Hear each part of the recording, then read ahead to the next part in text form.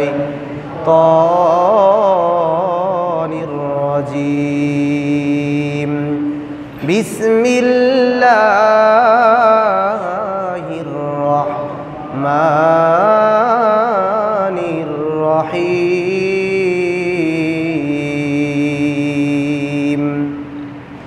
وعهدنا إلى إبراهيم وإسماعيل أن طهر بيتي للطائفين والعاكفين والركع السجود صدق الله العظيم وصدق رسوله النبي الأمي الكريم ونحن على ذلك لمن الشاهدين والشاكرين والحمد لله رب العالمين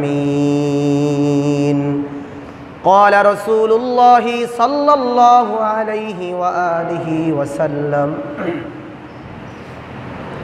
من اعتكف 10 في رمضان كان كحجتين وعمرتين أو كما قال النبي عليه الصلاة والسلام إن الله وملائكته يصلون على النبي يا أيها الذين آمنوا صلوا عليه وسلموا تسليما يا الله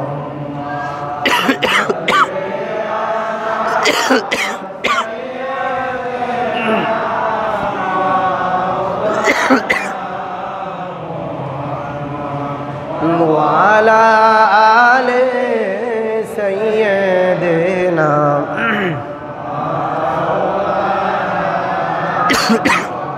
ماد الله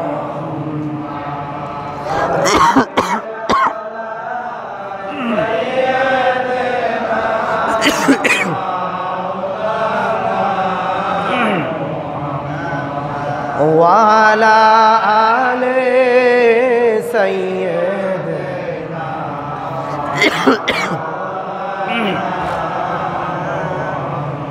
আসমান জমিন সবাই বলে আজ আমাদের খুশির দিন এ ধরাতে তাশরীফ আনলেন রহমাতাল লিল আলামিন আল্লাহুম্মা সাল্লি আলা মাওলানা মুহাম্মদ ওয়া আলা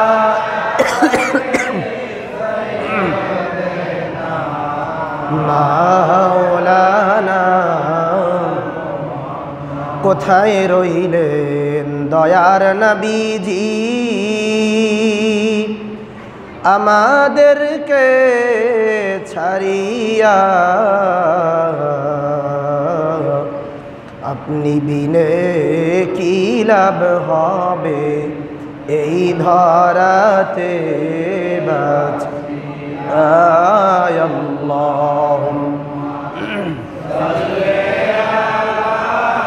سيدنا مولانا محمد وعلى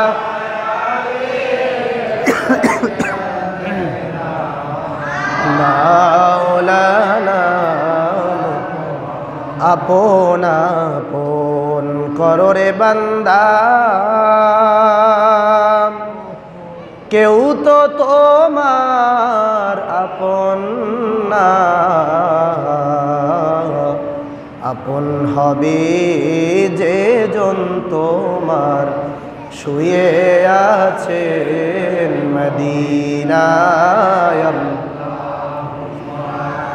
সাল্লি আলা সাইয়্যিদিনা মাওলানা আদওয়ালা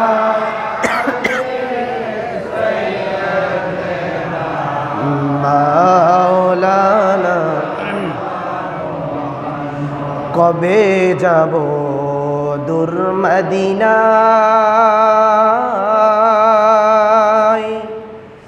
সালাম দিতে আপনাকে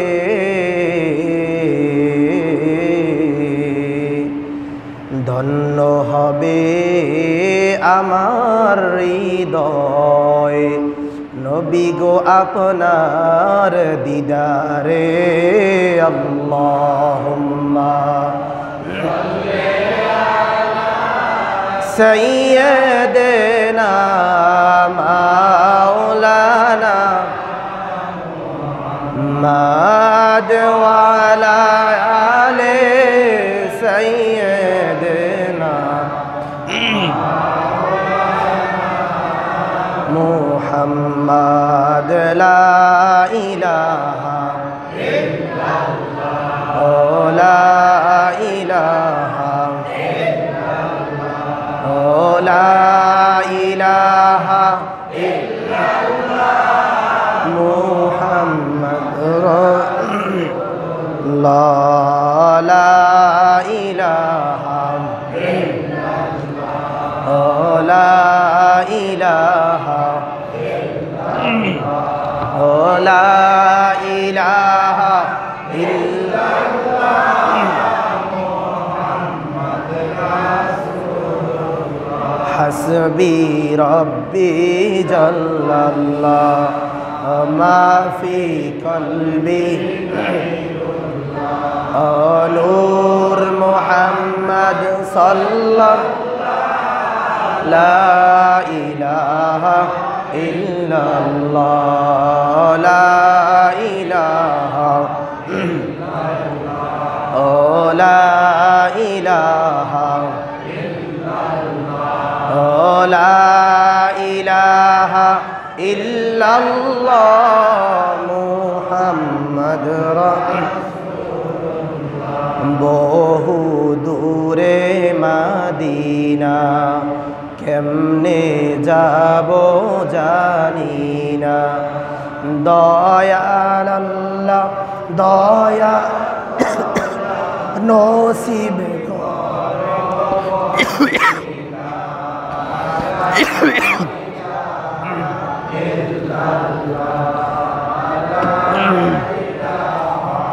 ইল্লাল্লাহ লা ইলাহা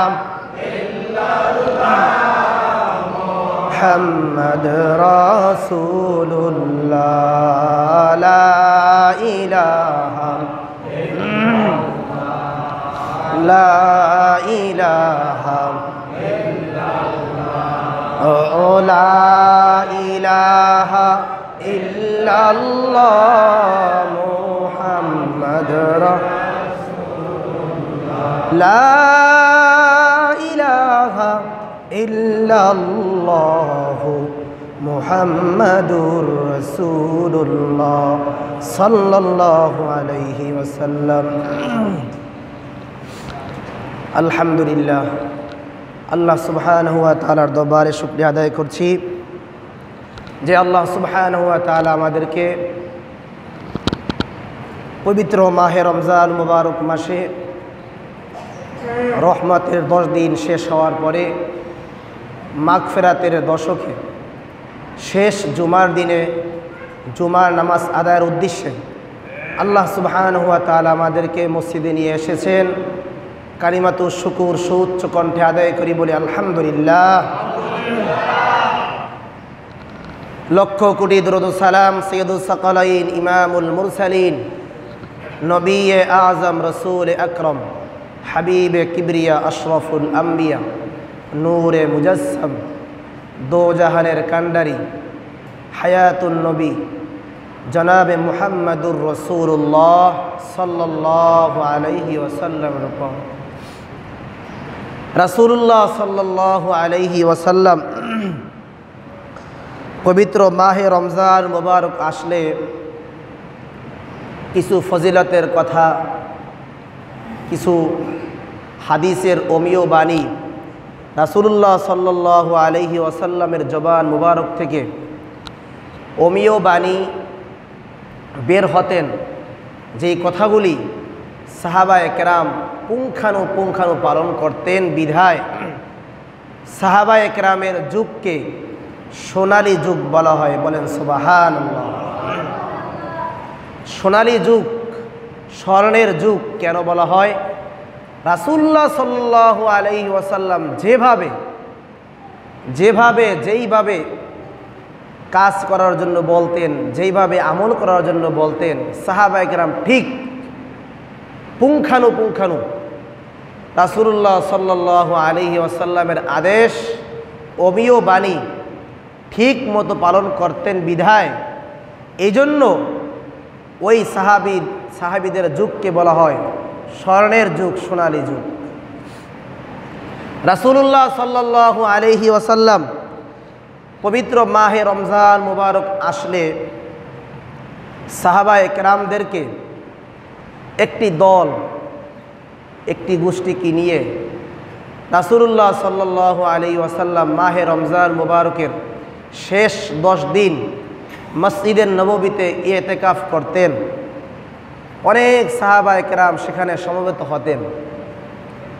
কেন সমবেত হতেন? ইতিকাফ করার জন্য। ইতিকাফ কেন করতেন? উত্তরে রাসূলুল্লাহ সাল্লাল্লাহু আলাইহি ওয়াসাল্লাম বলতেন, এই শেষ দশকের মধ্যে এমন একটি রাত রয়েছে যেই রাত্রটি 1000 মাস হতে উত্তম। বলেন সুবহানাল্লাহ।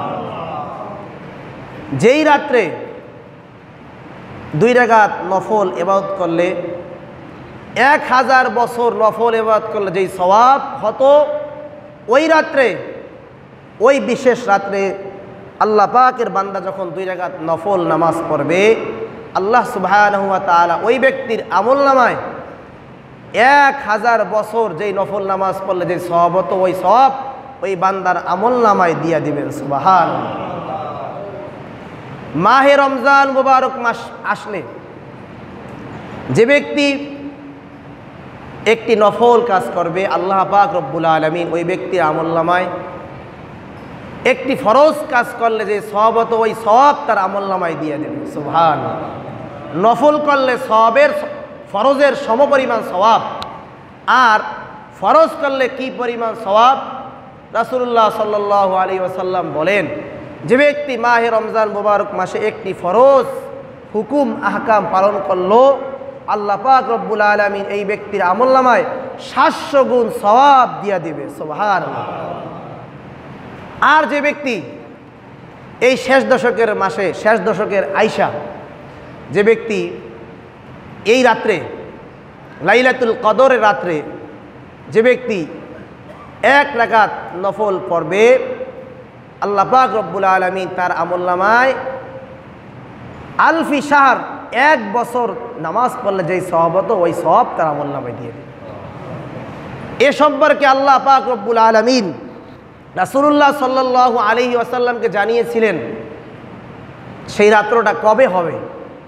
রাসূল সাল্লাল্লাহু আলাইহি ওয়াসাল্লাম দয়াল নবী নিজেই বলেন যে এই রাত্র আমাকে জানানোর পরে আল্লাহ তাআলা আবার আমাকে ভুলিয়ে দেওয়া হয়েছে, তবে আমি বলতে পারি রাত্রটা বিজোড় রাত্র, তথা 21, 23, 25, 27, 29 এই 5 দিনের কোনো একদিন হবে। এ মর্মে আল্লাহ রব্বুল আলামিন একটি সূরাও নাজিল করলেন। বলেন সুবহানাল্লাহ। এখন এই শেষ 10 দিনে ইতিকাফের ব্যাপারে আল্লাহ পাক কি আয়াত নাজিল করলেন? বিসমিল্লাহির রহমানির রহিম।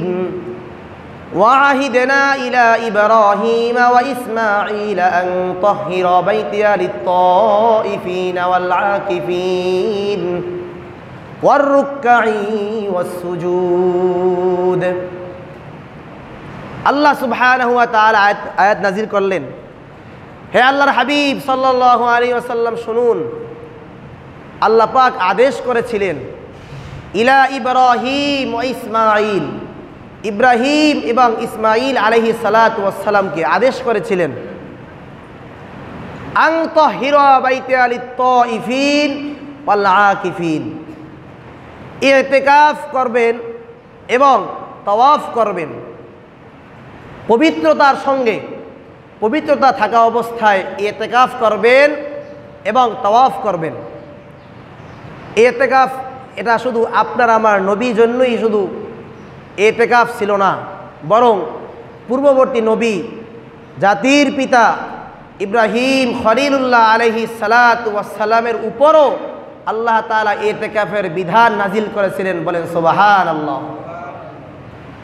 ইতিকাফের বিধান কি? ইতিকাফের বিধান হলো একটি মহল্লা থেকে, একটি সমাজ থেকে কমপক্ষে একজন ব্যক্তিকে ইতিকাফ করাতে হবে। ইতিকাফ করানো ফরজে কিফায়া। যদি কোনো ব্যক্তি ইতিকাফ না করে তাহলে সকল অত্র এলাকা সব মানুষ গুনাহগার হবেন। এজন্য অত্র মহল্লা থেকে যে কোনো একজন ইতিকাফ করলেই সবার পক্ষ থেকে ইতিকাফ করা হয়ে যাবে। কি সওয়াব ইতিকাফ করলে? বাইহাকি শরীফের মধ্যে রাসূলুল্লাহ সাল্লাল্লাহু আলাইহি ওয়াসাল্লাম বলেন, মান ইতিকাফা আশারা ফি রমাদান, রমজানের শেষ দশকে যে ব্যক্তি ইতিকাফ করবে আল্লাহ পাক রব্বুল আলামিন ওই ব্যক্তির আমলনামায় কা হুজ্জাতাইন কা উমরাতাইন, আল্লাহ পাক রব্বুল আলামিন ওই ব্যক্তির আমলনামায় দুইটি হজ করলে যেই সওয়াব হতো ওই সওয়াব ওই বান্দার আমলনামায় আল্লাহ তাআলা দিয়ে দিবে। শুধু সেখানেই ক্ষান্ত না, আল্লাহ নবী সাল্লাল্লাহু আলাইহি ওয়াসাল্লাম বলেন, যে ব্যক্তি শেষ দশকে আইসা ইতিকাফ করবে আল্লাহ পাক রব্বুল আলামিন ওই ব্যক্তির আমলনামায় দুইটি উমরা করলে যেই সওয়াব হতো, দুইটি উমরার আমলনামায় যেই সওয়াব হয় ওই ব্যক্তির আমলনামায় আল্লাহ তাআলা সেই সওয়াব দিয়া দিবে। দুইটি হজ করলে যেই সওয়াব, দুইটি উমরা করলে যেই সওয়াব আল্লাহ পাক ওই বান্দার আমলনামায় দিয়ে দিবেন শুধু ইতিকাফ করার কারণে। সুবহানাল্লাহ। অন্য এক হাদিসের মধ্যে ইরশাদ করেন রাসূলুল্লাহ সাল্লাল্লাহু আলাইহি ওয়াসাল্লাম বলেন, ও আমার সাহাবায়ে কেরাম শোনো, যে ব্যক্তি ইতিকাফ করলো আল্লাহ তাআলা সন্তুষ্টির জন্য, দুনিয়ার কোনো মানুষকে দেখানোর জন্য নয়, আল্লাহ পাক রব্বুল আলামিন ওই ব্যক্তির আমলনামায় কি পরিমাণ সওয়াব দিবে জানো? ও দুনিয়ার মানুষ শুনে রাখো, যে ব্যক্তি ইতিকাফ করবে আল্লাহ তাআলা সন্তুষ্টির জন্য, আল্লাহ তাআলা রাজিমুদ্দি খুশি করার জন্য যে ব্যক্তি ইতিকাফ করবে আল্লাহ পাক রব্বুল আলামিন ওই ব্যক্তি এবং জাহান্নামের মাঝখানে তিনটি গর্ত দিয়ে দিবেন। একটি গর্ত দূরত্ব হবে দুনিয়ার আসমান, দুনিয়া জমিন থেকে আসমান পর্যন্ত যে খালি জায়গা রয়েছে এই খালি জায়গা পরিমাণ ওই ব্যক্তি থেকে জাহান্নাম এতটুকু দূরে সরাইয়া দিবে। একটি গর্তর সমপরিমাণ তিনটা গর্ত হবে। একটা গর্তর সীমানা হবে দুনিয়ার জমিন থেকে আসমান পর্যন্ত। সুবহানাল্লাহ। জাহান্নাম তাহলে বোঝা গেল যে ব্যক্তি ইতিকাফ করবে 3 আসমান পরিমাণ সমপরিমাণ দূরত্ব তার থেকে জাহান্নাম দূরে সরাইয়া দেবে। সুবহানাল্লাহ। শুধু সেখানেই ক্ষান্ত নয়, মিশকাতুল মাসাবির হাদিস রাসূলুল্লাহ সাল্লাল্লাহু আলাইহি ওয়াসাল্লাম বলেন, যে ব্যক্তি আল্লাহ সন্তুষ্টির জন্য রমজানের শেষ দশকে আইসা ইতিকাফ করবে আল্লাহ পাক রব্বুল আলামিনের ওই বান্দা সমস্ত গুনাহ থেকে হেফাজত থাকবে। মসজিদে থাকলে সমস্ত গুনাহ থেকে হেফাজত থাকবে, দুনিয়ার সব ফিতনা ফাসাদ থেকে ওই বান্দা হেফাজত থাকবে। এই জন্য আল্লাহ পাক রব্বুল আলামিন ওই ব্যক্তির আমলনামায় আল্লাহ তাআলা এমন সওয়াব দিয়ে দিবেন, অত্র সমাজের মানুষ, অত্র মহল্লার মানুষ যেই সওয়াবগুলি তারা আদায় করবে দুনিয়াতে বৈশা, মসজিদের বাইরে বৈশা তাসবিহ জপবে, কোরআন তেলাওয়াত করবে, নামাজ করবে, জিকির আজকার করবে, যত আমল করবে ওই আমলের সওয়াবের সমপরিমাণ সওয়াব আল্লাহ তাআলা ইতিকাফকারীর বান্দার আমলনামায় দিয়া দিবে। আপনি বাইরে থেকে যে আমলগুলো করবেন, বাড়িতে বসে নামাজ পড়বেন, বাড়িতে বসে জিকির আজকার করবেন, কোরআন তেলাওয়াত করবেন, মসজিদে এসে নামাজ পড়বেন, সব আপনার আমলনামায় সব তো আল্লাহ তাআলা দিবেন। কিন্তু ইতিকাফ করার ওয়ালা বান্দার আমলনামায় আল্লাহ তাআলা আপনার অত্র সমাজের সব মানুষের সওয়াব ওই ব্যক্তির আমলনামায় আল্লাহ তাআলা দিয়ে দিবেন। এত সওয়াব আল্লাহ তাআলা ইতিকাফকারী বান্দার আমলনামায় রেখেছে। শুধু সেখানেই ক্ষান্ত নয়, বাড়ি থাকার কারণে অনেক সময় তাহাজ্জুদ নামাজ মিস হয়ে যায়, বিভিন্ন নফল নামাজ, ইশরাক আওয়াবিন সাস্তের নামাজ, দুনিয়া ফিতনা ফাসাদের কারণে মিস হয়ে যায়। কিন্তু ইতিকাফ করলে বান্দা সব আমলের মধ্যে লেগে থাকতে পারে, মসজিদের মধ্যে সব আমল করতে পারে। এজন্য আপনার আমার জন্য কি উচিত হবে, আপনার আমার জন্য কি উচিত হবে, জীবনে একবার হলেও মসজিদের মধ্যে 10 দিনের ইতিকাফ করা যাবে। একবার হলেও জীবনে একবার হলেও করব, একবার হলেও করা উচিত। কত সময় কত নষ্ট হয়ে যায়। 360 দিন যদি আপনি দুনিয়ার জন্য, 350 দিন না হয় দুনিয়ার জন্য করলাম, 10টা দিন না হয় আল্লাহর জন্য দেই মসজিদের মধ্যে। 10টা দিন শর্ত আছে, আল্লাহকে সন্তুষ্টির জন্য ইতিকাফ করতে হবে, মানুষকে দেখানোর জন্য নয়। তাহলে আপনার আমার সব আমলগুলি বরবাদ হয়ে যাবে, রিয়াকারের মধ্যে পড়ে যাব। আল্লাহর সন্তুষ্টি আমার অন্তরে থাকতে হবে।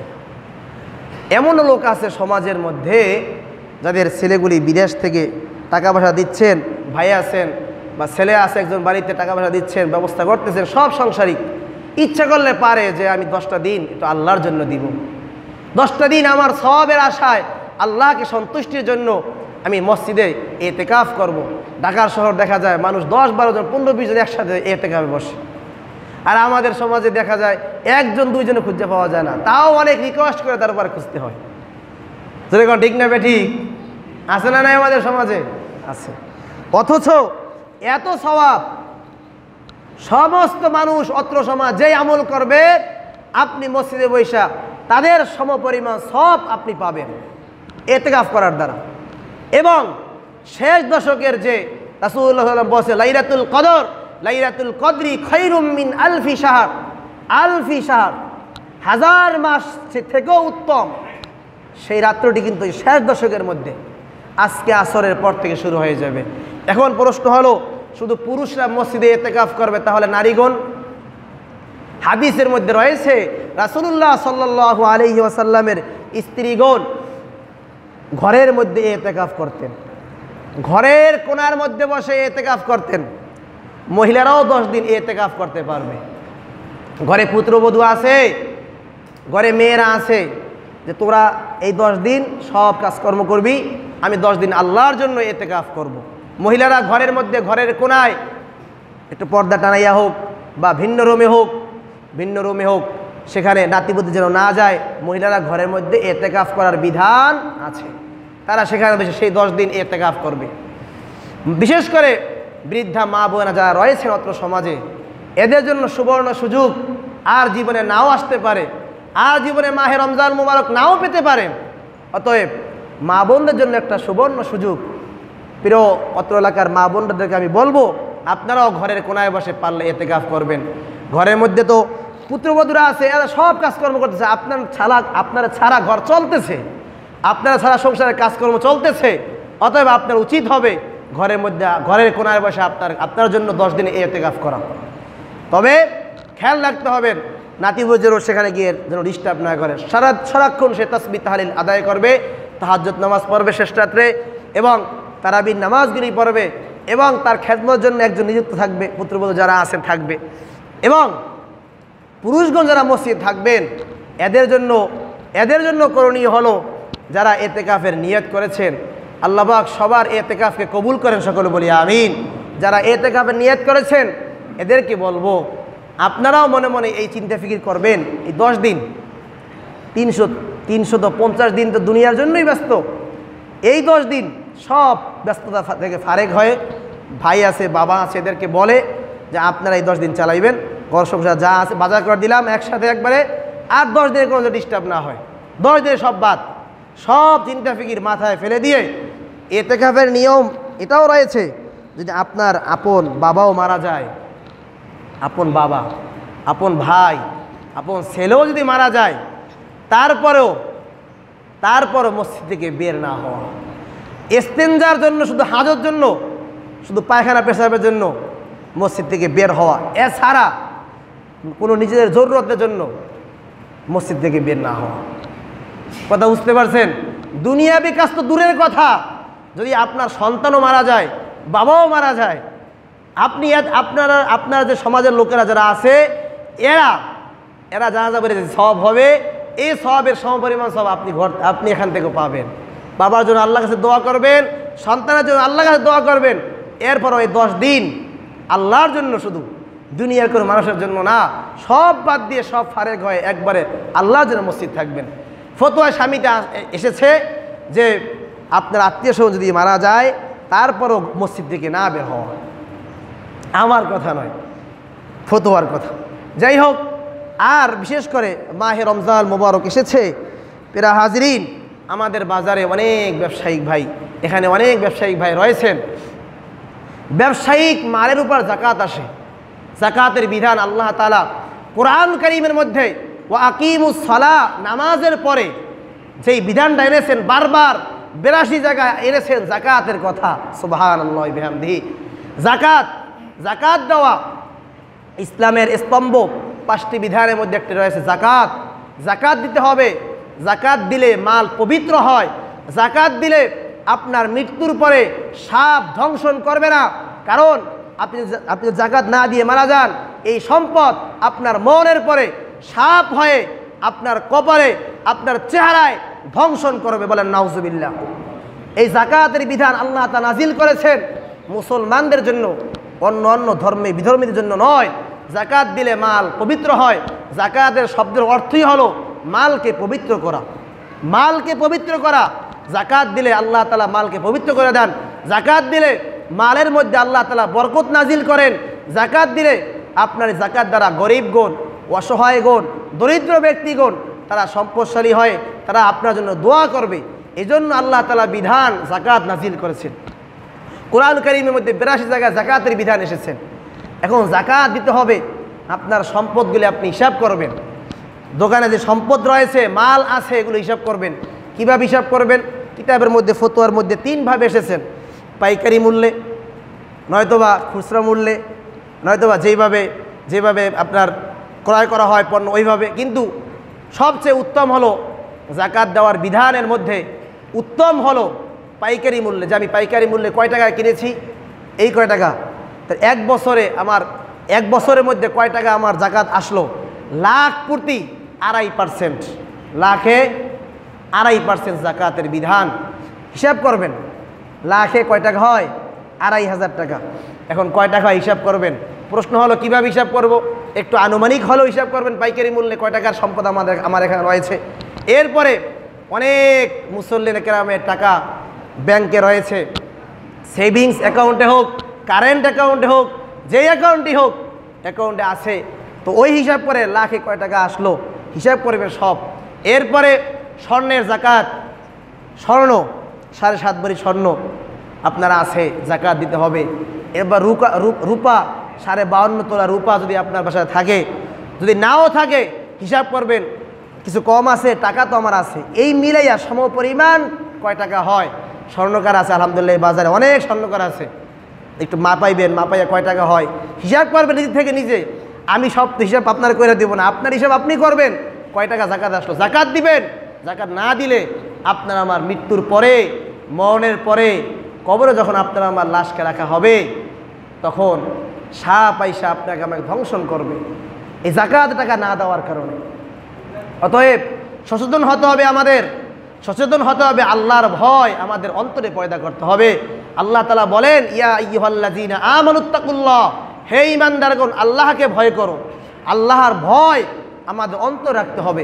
পবিত্র মাহে রমজান মোবারক মাসে জাকাত দিলে, জাকাত দেওয়ার দ্বারা প্রত্যেক বছর একটা হিসাব হয় যে 1 বছর পর আমি জাকাত দিলাম। তো রমজান মাস আসলে অনেক মানুষ জাকাত দেওয়ার জন্য পেরেশান হয়ে যায়। সমস্যা নাই, মসজিদে আসি, মসজিদে সবসময় আসি আলহামদুলিল্লাহ।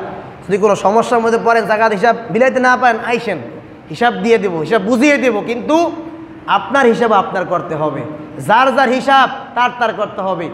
মৃত্যুর পরে আপনার হিসাব আপনি দিবেন, আমার হিসাব আমি দেব। যার যার হিসাব শেষে দিবে, কারো হিসাব কেউ দিবে না। বনি আদম মৃত্যুর পরে কিয়ামতের দিন 5টা প্রশ্ন ছাড়া, 5টা প্রশ্নের উত্তর না দিয়ে সামনে অগ্রসর 1 কদম হতে পারবে না। কয়টি প্রশ্ন? 5টি প্রশ্ন। এর মধ্যে 4 নম্বর প্রশ্ন হলো, হে বান্দা হে বান্দা, কিভাবে অর্থ উপার্জন করেছিলে, কিভাবে খরচ করেছিলে? বুঝেন নাই? কিভাবে অর্থ উপার্জন করেছিলে, কিভাবে খরচ করেছিলে? খরচটাও কিন্তু জিগাবে, কোন উপায়ে খরচ করেছো, কোন উপায়ে অর্জন করেছো, হিসাব কিন্তু আপনার আমার মিলিয়ে তারপরে কবরে যেতে হবে। প্যারা হাজিরিন, এই খরচ থেকে দুনিয়ায় আপনি আমি আজকে মারা যাব, কালকে 2 দিন। অতএব যাকাত টাকা যত আপনি আটকায় রাখেন, আল্লাহ বলেন আমি বরকত দেওয়ার মালিক, বরকত তো আমি দিব। আপনি লাখ লাখ কোটি কোটি টাকা আপনি ইনভেস্ট করেছেন, ইনকাম করেছেন, একদিনে এমন আগুন লেগেছে সব পুরো ধ্বংস, সব শেষ। লাভ হলো কি? আল্লাহ তাআলার বরকত থাকতে হবে, আল্লাহর ভয় অন্তরে রাখতে হবে। আল্লাহ তাআলা আমাদের সবাইকে আল্লাহর ভয় আমাদের অন্তরে পয়দা করার তৌফিক দান করেন, সকলে বলি আমিন। যাকাত দেওয়ার নিয়ম হলো 8 শ্রেণীর মানুষকে যাকাত দিতে হবে। ওয়াজিল কুরবা ওয়াল ইয়াতামা ওয়াল মাসাকিন। জিল কুরবা মানে নিকটতম আত্মীয় স্বজন। আপন বাবাকে যাকাত দিলে যাকাত হবে না। যাকাত দিতে হবে কাকে? আত্মীয় স্বজন যারা আমাদের নিকটস্থ রয়েছে, মা বাবা। খেয়াল করেন, আপন মা আপন বাবাকে যাকাত দিলে যাকাত হবে না। কথা বুঝতে পারছেন? তাহলে বোন বিবাহ দেওয়ার পরে এই বোন যদি অসুস্থ হয়, গরিব হয়, বোনকে দেওয়া যাবে। তবে বলবেন না যে আপনি আপনার বোনকে আপনি যাকাত দিচ্ছেন, কথা একটু কাটাইয়ে দিবেন যে তোরে দিলাম, তুই ডাক্তার দেখা, কিন্তু আপনার অন্তর থাকবে যাকাত দিলাম, বোনকে দেওয়া যাবে। অজিল কুরবা, নিকটতম আত্মীয় স্বজন, ফুফু চাচা, হ্যাঁ, এদেরকে দেওয়া যাবে। তবে উপরস্থ যারা আছে এদেরকে যাকাত দেওয়া যাবে না। উপরস্থ হলো বাবা, দাদা, দাদার বাবা, এরকম যারা উপরস্থ রয়েছে এদেরকে যাকাত দিলে যাকাত হবে না। এরপরে মা, এরপর নানি, এদেরকে যাকাত দিলে যাকাত হবে না। খেয়াল করবেন। এরপরে নিকটতম যা আত্মীয় স্বজন রয়েছে এদেরকে যাকাত দিলে, আগে আল্লাহ তাআলা আয়াত নাজিল করলেন যে নিকটতম আত্মীয় স্বজনের যাকাত দাও, যারা নিকটতম গরিব আছে এদেরকে প্রথম। এরপরে ওয়াল মাসাকিন ওয়াল ইয়াতামা, এতিম। তোমাদের আত্মীয়ের মধ্যে কে আছে এতিম, কিছু নাই, যাকাত দাও, দিতে পারবে। পরে ওয়াল মাসাকিন, মিসকিন, অসহায়, দরিদ্র। এরকমভাবে 8 শ্রেণীর লোকের কথা আল্লাহ তাআলা বলছে একের পর এক ধাপে ধাপে। তবে আমাদের সমাজে আমরা 3 শ্রেণীর মধ্যে সীমাবদ্ধ হয়ে যাই। তো খেয়াল রাখবেন যে যাকাত কয় টাকা হয়, হিসাব একবারে গুনে গুনে তারপর যাকাতগুলো দিয়ে দিবেন। প্রশ্ন হলো, হুজুর যাকাতের টাকা দিয়ে এখন বর্তমানে অনেক শ্রেণীর আমরা যেমন কাপড় দিই, কাপড় দিলেও যাকাত হবে, তবে এর চাহিদা অনুযায়ী যাকাত দেওয়াটা উত্তম। চাহিদা একটু, যেমন তার ঘর নাই, আপনার 5000 টাকা আছে, দাও আমি একবার টিন কিনে দিলাম, বুঝেন নাই, তুমি ঘর উঠাইও, এর চাহিদা অনুযায়ী দেওয়ার উত্তম বেশি। আল্লাহ পাক রব্বুল আলামিন আমাদের সবাইকে কথাগুলো আমল করার তৌফিক দান করে, সকলে বলে আমিন। আমাদের নির্ধারিত যাকাত দেওয়ার তৌফিক দান করে, সকলে বলে আমিন। এবং যারা ইতিকাফের নিয়ত করেছে, আল্লাহ পাক রব্বুল আলামিন সবার ইতিকাফকে কবুল করেন, সকলে বলে আমিন। এবং যারা সামনে ইতিকাফ করবে একের পর এক, আল্লাহ পাক রব্বুল আলামিন সবার ইতিকাফকে কবুল করেন, সকলে বলে আমিন। আল্লাহ পাক রব্বুল আলামিন আমাদের সবাইকে দিন ও দুনিয়া উভয় জগতে কামিয়াবি দান করেন, সকলে বলে আমিন। যারা আমরা সুন্নাত পড়ে নেই, সুন্নাত পড়ে নেই।